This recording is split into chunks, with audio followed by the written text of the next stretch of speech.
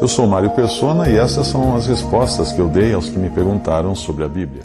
Às vezes eu gosto de procurar no YouTube filmes antigos, filmes da década de 40, da década de 50, aqueles filmes preto e branco. Tem alguns com histórias muito, muito interessantes, filmes bons da época, né? Claro que não tem grandes efeitos especiais, não tem muito de o super-herói vestir cueca em cima da calça. Os filmes são mais baseados em diálogos, em conversas. E eu gosto de ver porque tem uns que são uns filmes muito inteligentes. Essa semana eu estava procurando algum filme ali e eu encontrei um, meio que sem querer, The Red Planet Mars, o planeta vermelho, Marte, o planeta vermelho seria a tradução, o nome do filme. Ele foi lançado em 1952, ou seja, o filme é mais velho que eu. E o ator principal é o Peter Graves. Para quem não sabe quem é o Peter Graves, ele era aquele grisalho, aquele ator grisalho de Missão Impossível, da série original de TV, de Missão Impossível de 1966. Não tem nada a ver com essa Missão Impossível aí moderna. A música ainda é a mesma, né? Então eu fui ver esse filme meio sem grandes expectativas, porque era um filme de ficção científica. E normalmente os filmes de ficção científica dessa época é cheio de monstros mal feitos, né? De efeitos especiais péssimos para os padrões atuais. O filme começa com um casal vendo fotos de Marte, tiradas de um telescópio que mostra o planeta traçado por canais que partem da calota polar. No início do século XX, esta era a ideia de Marte, um planeta que poderia ter abrigado uma civilização adiantada que construiu canais de irrigação usando a água derretida, a água do gelo derretido de seus polos.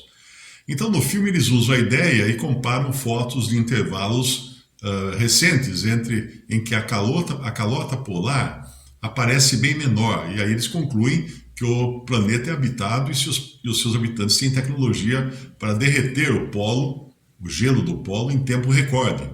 Mal sabia o diretor do filme que logo a Terra teria também essa tecnologia de derreter o gelo dos polos, só que não de propósito, né? Mas aí marido e mulher, o casal de cientistas, eles têm um laboratório em casa e um poderoso rádio movido a hidrogênio, não me pergunte, capaz de enviar e receber transmissões de Marte em código Morse. A princípio não entendem como poderiam iniciar uma conversa até que o filho adolescente sugere que façam isso com uma torta ou pie em inglês, né? Pie é a pronúncia também para o número pi, que nós chamamos de número pi. A ideia seria enviar uma sequência inicial do número pi e ver se os marcianos respondem com o número seguinte. E aí entabular uma conversa. Eles se comunicam primeiro por meio de uma troca de conceitos matemáticos, como o valor do pi, e depois por meio de respostas e perguntas específicas sobre a vida marciana, que lá seria de cerca de 300 anos. Uma pessoa viveria 300 anos em Marte. O Pentágono, então, entra na história para colocar seus cientistas para decifrarem as comunicações e criarem um vocabulário marciano. E as transmissões afirmam que Marte é uma utopia, e isso levou a um grande avanço tecnológico e à eliminação da escassez, mas que lá não há medo, não existe o medo de guerra nuclear. Então aqui é importante a gente lembrar que nós estamos falando de uma época, esse filme 1952, de uma época em que o Ocidente vivia em constante pavor de uma guerra atômica com a Rússia. Era a Guerra Fria, né, que chamava-se.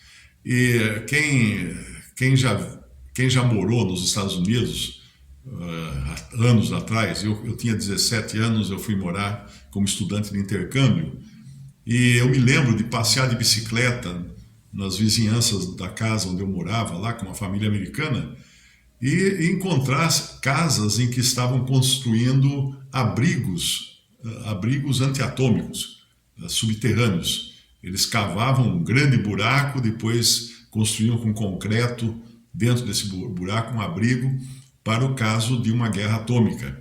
Eu visitei também uma antiga mina de mármore, que era uma caverna imensa, né? Você entrava de carro e andava por dentro dessa caverna de carro.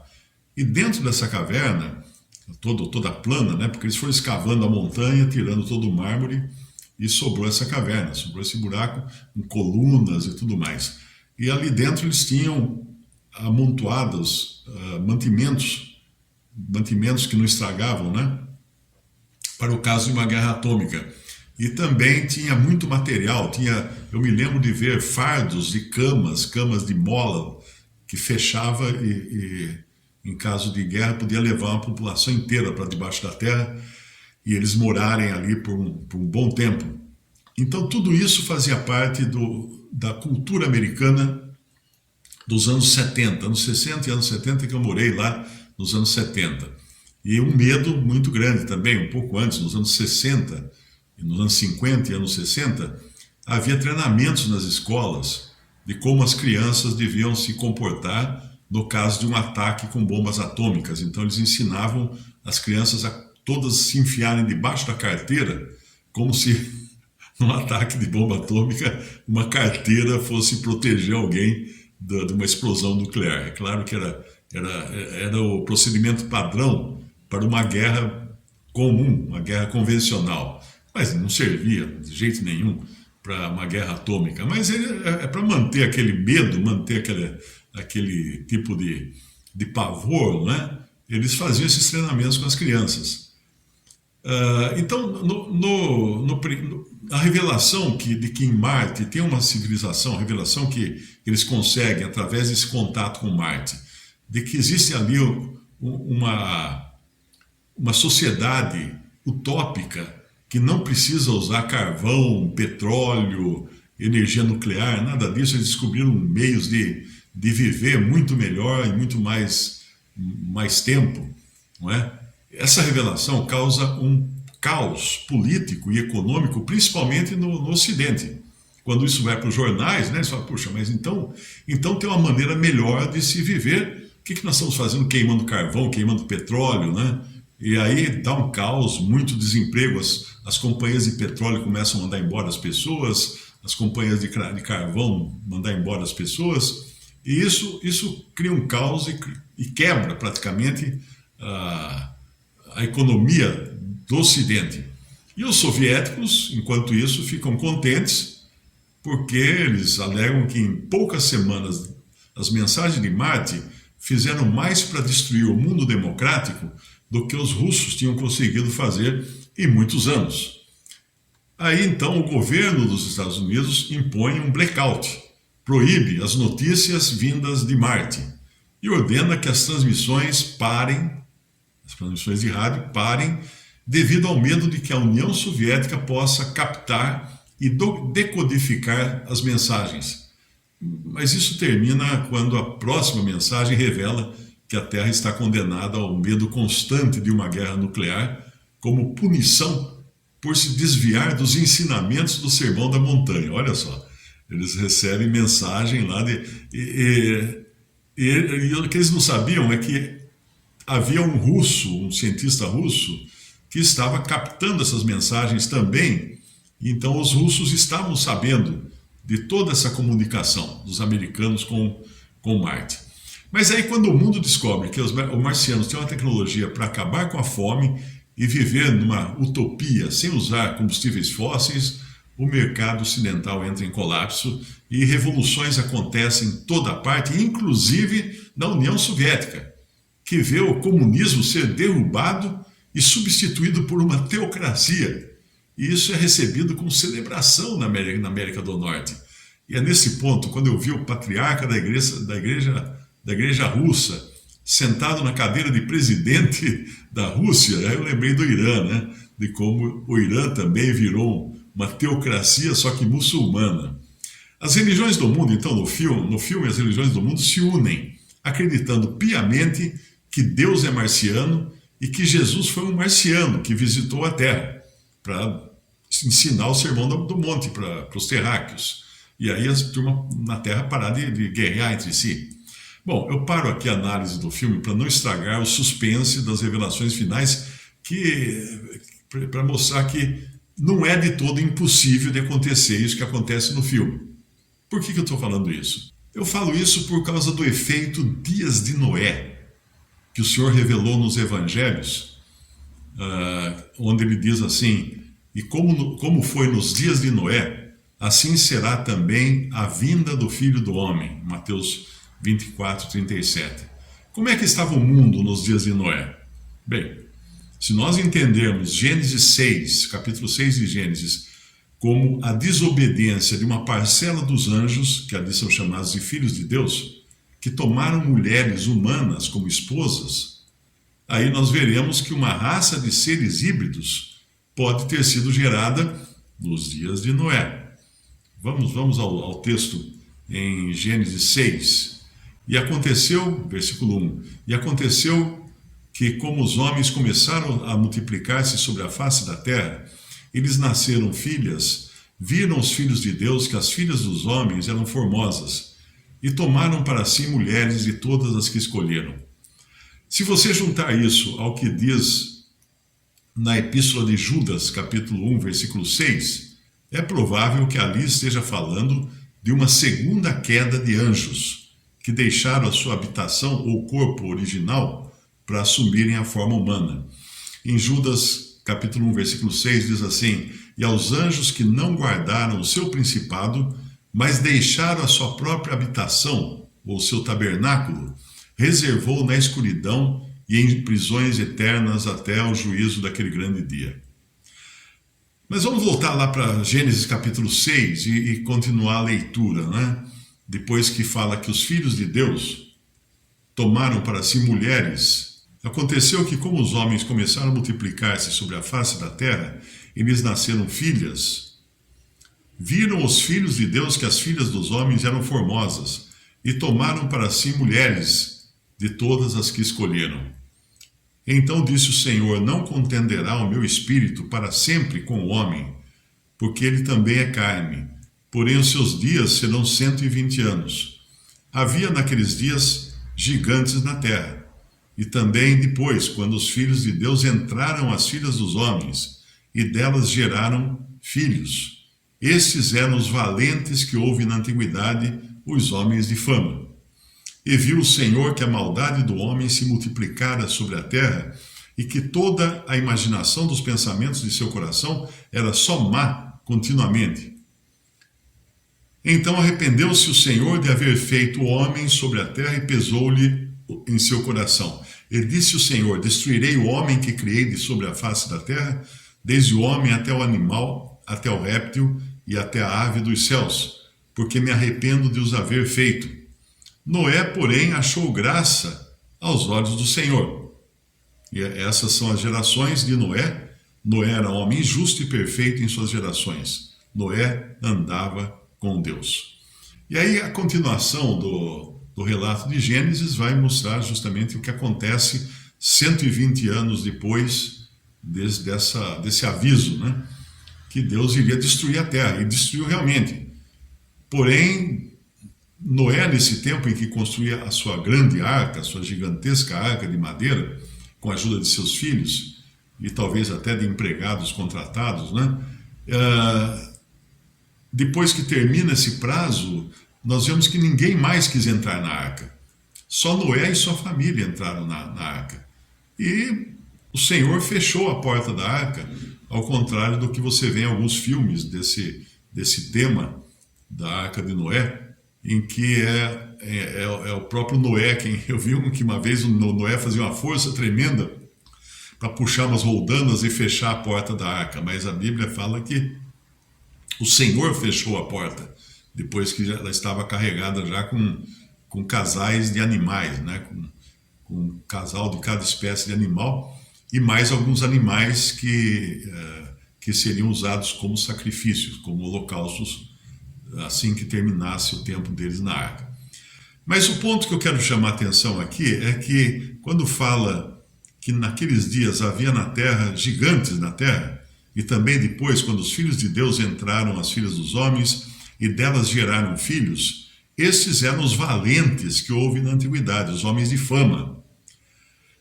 Esses homens de fama, eu entendo que sejam aqueles de quem vem a inspiração para os super-heróis das lendas gregas, romanas e de outros povos. Que viraram hoje, todos são empregados daquela de Hollywood, né? Aqueles filmes de super-heróis, de Thor e outros super-heróis. Na realidade, essas lendas, elas têm vêm de uma memória antiquíssima em que houve realmente na Terra uma raça híbrida que tinha poderes sobre-humanos. E aí tudo começa a fazer sentido quando você descobre que existem no mundo vestígios de civilizações muito antigas, muito mais antigas do que aquelas que se acredita terem vivido aqui nos tempos dos patriarcas. Por exemplo, você vai no Google e você faz uma pesquisa pelas civilizações, pelas ruínas mais antigas do mundo, e você vai encontrar uma muito famosa na Turquia, que é Göbekli Tepe. Göbekli Tepe. É um sítio arqueológico na Turquia, na Anatólia, uma região da Turquia, que tem pelo menos, foi habitada do ano 9500 ao ano 8000 antes de Cristo. Então são ruínas com mais de 10 mil anos de idade. E agora descobriram uma outra, que é mais velha ainda, que teria 12 mil anos de idade. Essas ruínas, também na Turquia, né? Então, quando você encontra essas coisas, você pensa, puxa, como era o mundo nos dias de Noé? O mundo nos dias de Noé era um mundo de seres híbridos, extremamente violentos, maus, mas também extremamente inteligentes e capazes, com poderes sobre-humanos. Então, isso explica muito das antigas ruínas que existem, por exemplo, na América Latina, na América do Sul, os incas, os maias e os astecas, que até hoje ninguém consegue explicar como é que aqueles caras cortavam pedra com tamanha precisão para fazer aqueles encaixes. E pensa assim, não existiam ferramentas. Nós estamos falando da era do cobre, né? da era do bronze, quando não existiam ferramentas duras suficientes para cortar pedras. Então, esses híbridos certamente tinham uma tecnologia que era estranha aos humanos. Eles não eram humanos, eles eram frutos de uma cópula entre anjos que assumiram a forma humana, como aqueles anjos que foram, por exemplo, almoçaram com Abraão na sua tenda e depois foram para Sodoma. E lá existe a tentativa dos homens de Sodoma de abusarem deles. E eles precisam então cegar os homens de Sodoma e fugir dali com a família de Ló. Então esses anjos, eles estavam em corpo humano. Não me pergunte como, mas se os homens de Sodoma queriam abusar deles, eles deviam ser homens, tinham aparência de homens muito bonitos, muito belos, que valia a pena os homens de Sodoma querer violentá-los.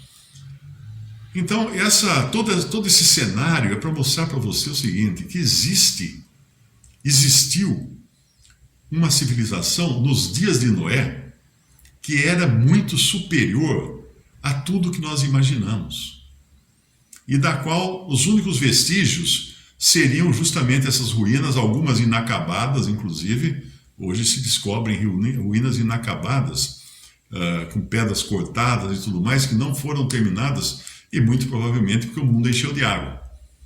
Certamente foram pegos no meio do dilúvio e tiveram que encerrar as atividades do canteiro de obras, né? Eu encontrei também um documentário muito interessante no YouTube de uma pesquisadora que ela mostra que as pedras usadas, as rochas usadas nessas ruínas mais antigas não tem material orgânico dentro das rochas. como rochas de ruínas mais recentes. O que isso quer dizer? Que você pega uma pedra dos tempos pós-diluvianos e elas têm incrustado nela, elas têm pequenos fósseis que ficaram dentro da pedra quando ela se formou. Mas essas pedras mais antigas, essas rochas mais antigas, principalmente aquelas que são fruto de sedimentos, elas não têm, são puras, não tem nada dentro delas. Então, certamente elas foram formadas muito tempo antes, provavelmente antes até do dilúvio, que o dilúvio depositou muitos fósseis e muita coisa nas camadas geológicas da Terra. Mas voltando agora ao nosso assunto principal, nos dias de Noé, como é que eram os dias de Noé? Os dias de Noé eram dias em que a Terra estava tomada por uma população terrível, híbrida, misturada com seres que descendiam de anjos. E foram todos destruídos com o dilúvio. De lá para cá, nós sabemos que o mundo não melhorou nada, os homens continuam arredios e avessos a Deus e não querem nada com Deus, né? E voltando ao filme agora, o que o filme mostra é que lá em Marte, né, supostamente, estaria vivendo o Senhor Jesus em Marte. E ele teria vindo à Terra, isso eles deduzem pelas mensagens que são trocadas, ele teria vindo à Terra para ensinar os homens o sermão da montanha, para que existisse paz na Terra e acabasse as guerras. E no filme realmente acontece a união de todas as religiões e termina assim o filme, com todas as religiões unidas e todos cantando Imagine, do John Lennon. Não estavam cantando porque o John Lennon era bebê nesse tempo. Mas é isso que o filme tenta mostrar. E eu achei interessante porque realmente é isso que vai acontecer nos últimos dias do mundo. Vão existir, talvez venham a existir anjos interferindo na vida humana. Como? Como que pode ser isso? O que é isso, Mário? O que você está falando? Bom, recentemente, os Estados Unidos tornaram públicos os arquivos relacionados a objetos voadores não identificados. Inclusive vídeos e textos e tudo que eles tinham arquivado, que eram arquivos secretos do governo americano. Aí vieram a público. E agora eles admitem que realmente existem extraterrestres. Eu me lembro de um episódio que eu estava viajando de Alto Paraíso para Formosa durante a noite, de madrugada, eram umas 2h30, 3 horas da madrugada, e eu com a Kombi cheia de gente que pegou carona, e aí no meio do caminho, perto de, não lembro se era São João da Aliança, onde era, nós vimos luzes no céu. Aí eu parei a Kombi, todos desceram da Kombi, ficamos quase meia hora olhando para 2 faróis enormes no céu que iam de um lado, iam para o outro, subiam, desciam rapidamente, apagavam, acendia, apagava aqui, acendia ali, e ficamos ali, embasbacados. O que é isso, né? Disco voador. Lá é uma região que se fala muito em disco voador, não é? Eu me lembro até depois, anos depois, quando eu contei isso para uns irmãos aqui em Limeira, um irmão falou, não deixa ele falar isso, não deixa ele falar que não existe disco voador. Viu? Não é que existe disco voador, existem demônios, existem anjos caídos que fazem sinais no céu para enganar os homens. Simples assim. E quando vier o anticristo, o que a Bíblia fala do anticristo? Muito, muito claramente aquilo que todo pentecostal adora ver e adorará ver também, né? Porque nesse tempo nós vamos encontrar em Apocalipse 13, versículo 11, diz assim: e vi subir da terra outra besta, e tinha 2 chifres semelhantes ao de um cordeiro, e falava como o dragão, e exerce todo o poder da primeira besta na sua presença, e faz que a terra e os que nela habitam adorem a primeira besta, cuja chaga mortal fora curada, e faz grandes sinais de maneira que até fogo faz descer do céu à terra, à vista dos homens, e enganam os que habitam na terra com sinais que lhe foi permitido que fizesse em presença da besta, dizendo aos que habitam na terra que fizessem uma imagem à besta que recebera a ferida da espada e vivia. E foi-lhe concedido que desse espírito à imagem da besta, para que também a imagem da besta falasse e fizesse que fossem mortos todos os que não adorassem a imagem da besta. Esse vai ser o anticristo. Que poder é esse que ele tem? Poder extraordinário, poderes sobre-humanos. Por que sobre-humanos? Porque ele é energizado por Satanás. Porque ele é como aqueles que existiam nos dias de Noé, de que fala no Evangelho. Embora parecesse tudo em paz, os homens se casavam e davam em casamento, né? Nós sabemos que existiam ali anjos caídos vivendo entre os seres humanos. E nós não sabemos qual é a origem desse anticristo. Ele sobe, aqui fala que sobe da terra, né? Sobe da terra, ou seja, ele vem de nações bem estabelecidas, ao contrário da outra besta que sobe do mar, que ela se origina de movimentos conturbados, né? Como as ondas que não param de se mexer.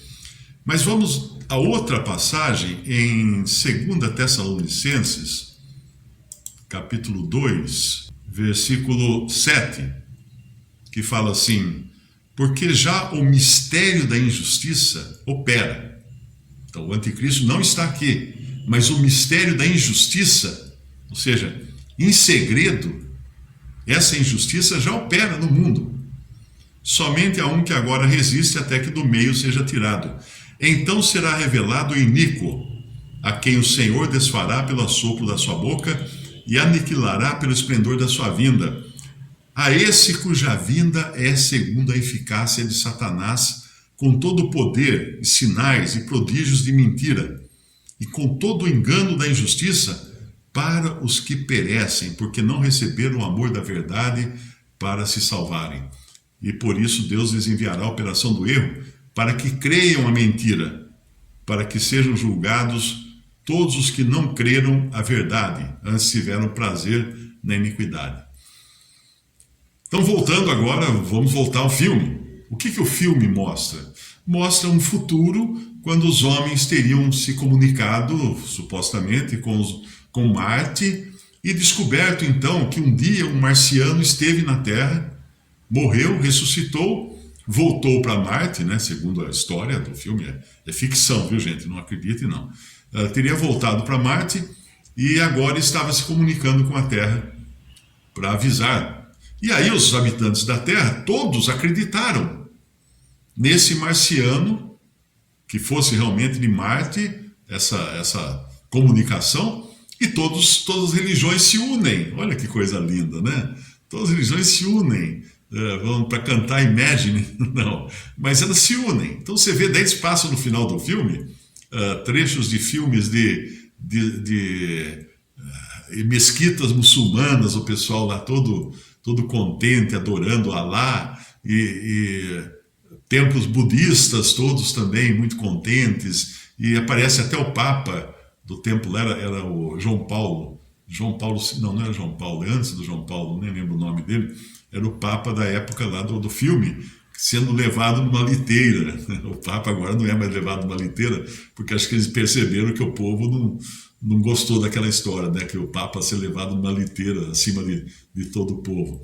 E, então mostram cenas de vários cultos, protestantes, católicos, budistas, muçulmanos, para mostrar que agora todos estão contentes, felizes. E na Rússia tem um presidente que é o patriarca da igreja russa, da igreja, não sei como é que chama, é a igreja, não sei se é copta ou a igreja grega ou russa, alguma coisa assim. Isso é o que promete nos dias de Noé. Que dias de Noé? Um tempo quando o mundo será novamente dominado por um ser, que nós não sabemos quem é, por um ser que tem poderes que os homens normalmente não têm. E aí, então, quando tudo isso está acontecendo no mundo, é que Cristo vem, é que ele volta. Então, como nos dias de Noé, voltando lá para Mateus capítulo 24, né? Mateus 24, 37.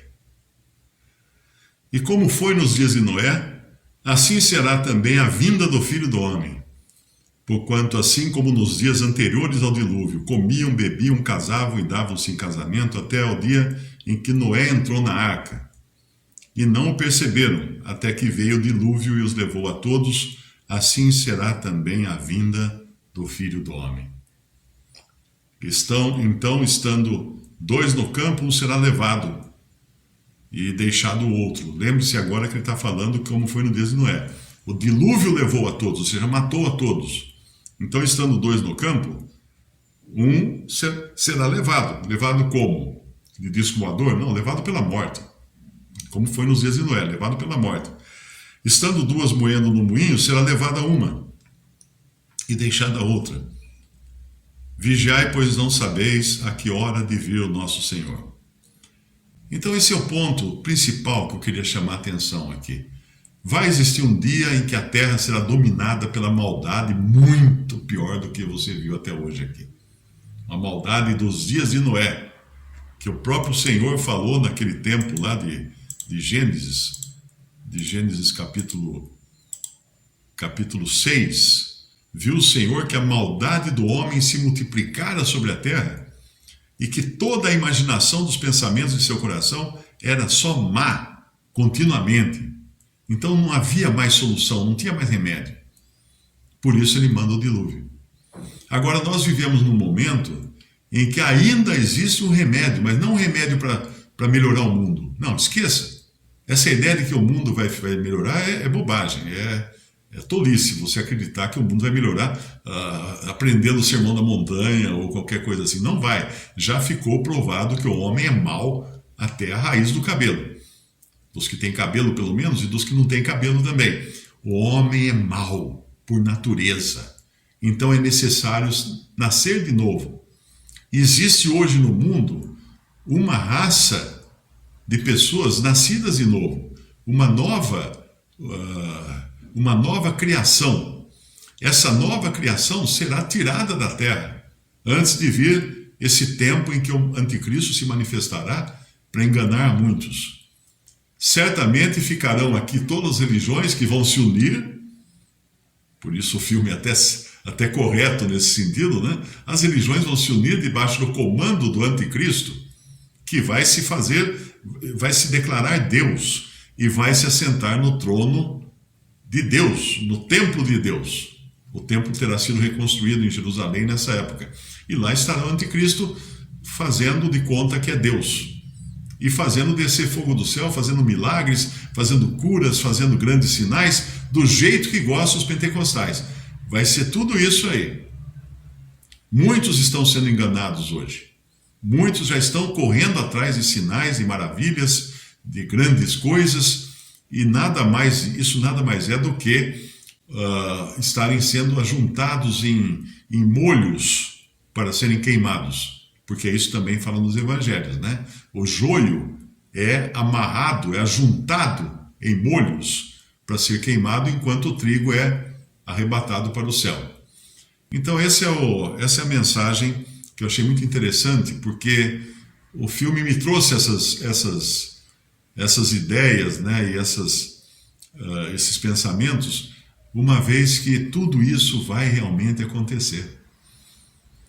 Esqueça, não ser extraterrestres, sim, existem extraterrestres, porque se você ler lá em Jó, no capítulo 38 de Jó, você vê de onde surgiram esses extraterrestres. Jó capítulo 38, ele fala assim para Jó: onde estavas tu quando eu fundava a terra? Faze-mo saber se tens inteligência, porque Jó estava questionando o Senhor, né?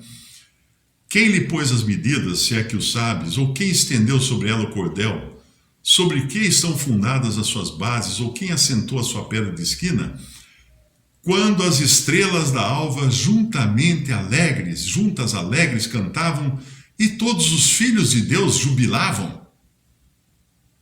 Os filhos de Deus, não é como não tinha ninguém no mundo, aí não existiam seres humanos, o Senhor estava formando o planeta Terra.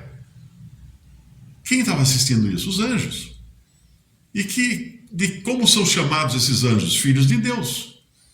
Porque só existe na Bíblia o Filho unigênito de Deus, o Senhor Jesus, que é o Filho eterno de Deus, Adão, que foi gerado diretamente por Deus, é chamado de Filho de Deus na Bíblia, por ter sido gerado direto de Deus. Depois não tem outros filhos de Deus, a não ser quando você chega no Evangelho de João e diz que a todos quantos o receberam, deu-lhes o poder de serem chamados filhos de Deus, aos que creem no seu nome, no nome de Jesus. E a outra classe de filhos de Deus são os anjos, que existem zilhões de anos antes da fundação do planeta Terra. Eu sei que existem aí aquelas teorias de que a Terra tem 6.000 anos, né? Isso é bobagem. Isso aí o pessoal gasta tempo tentando provar pela ciência, né? Pela arqueologia, pela ciência, pela biologia e mais não sei o quê, que a Terra tem 6.000 anos e que os dinossauros conviveram com os homens. Gente, entre o versículo 1 e 2 de Gênesis existe um lapso, existe uma lacuna, um intervalo de zilhões de anos entre quando foi formado o universo e quando a Terra se tornou sem forma e vazia. E as trevas tomaram conta de tudo, até que o Senhor vem e restaura a Terra. Gênesis, quando a descrição da suposta criação do capítulo 1 de Gênesis, não é uma criação, na realidade, é a reforma do planeta Terra para poder habitar o homem. Aquilo ali é o que está acontecendo ali. Então você recebe muitos vídeos aí, muitos cientistas cristãos querendo provar isso e aquilo e tal. Você não precisa provar a Bíblia pela ciência. Nós provamos a Bíblia pela fé. É a fé que crê que Deus criou os mundos. Pela fé cremos que Deus criou os mundos. E quando Ele criou os mundos e criou a terra, os anjos, os filhos de Deus, estavam assistindo de camarote. Eles já existiam nessa época. E eles depois uma parte deles grande parte deles iriam se rebelar, seguindo Satanás, não é? Criando então essa raça de anjos caídos, e outra parte deles iria se rebelar mais tarde, quando Deus precisou mandar o dilúvio por causa dos híbridos, que esses anjos que hoje estão presos, como Judas fala, estão presos em cadeias, em trevas. O Senhor precisou mandar então um dilúvio para destruir a população do mundo que havia sido contaminada, geneticamente contaminada pelo gene de anjos. Isso é a história da Bíblia, isso é o que está na Bíblia. É claro que muitos não acreditam porque acham que é fantástica a história, mas basta ver que hoje o interesse por seres extraterrestres está crescendo tremendamente.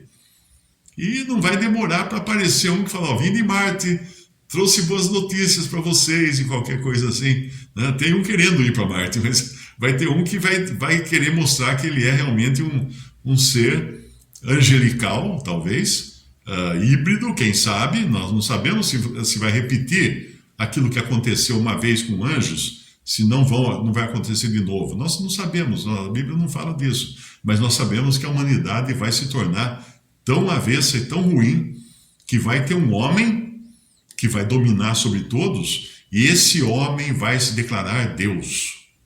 E muitos vão seguir esse homem, principalmente os da religião unida. As religiões unidas irão seguir o anticristo. E a Bíblia chama essas religiões unidas de Grande Babilônia, a meretriz lá do Apocalipse, que quando João a viu, ele se espantou com grande espanto.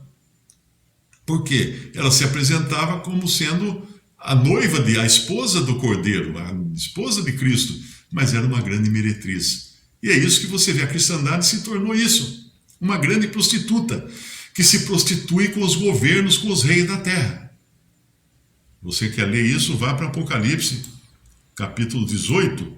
Você vai encontrar no capítulo 18 do Apocalipse a descrição da destruição dessa grande meretriz, que será a união das religiões sob o manto do anticristo.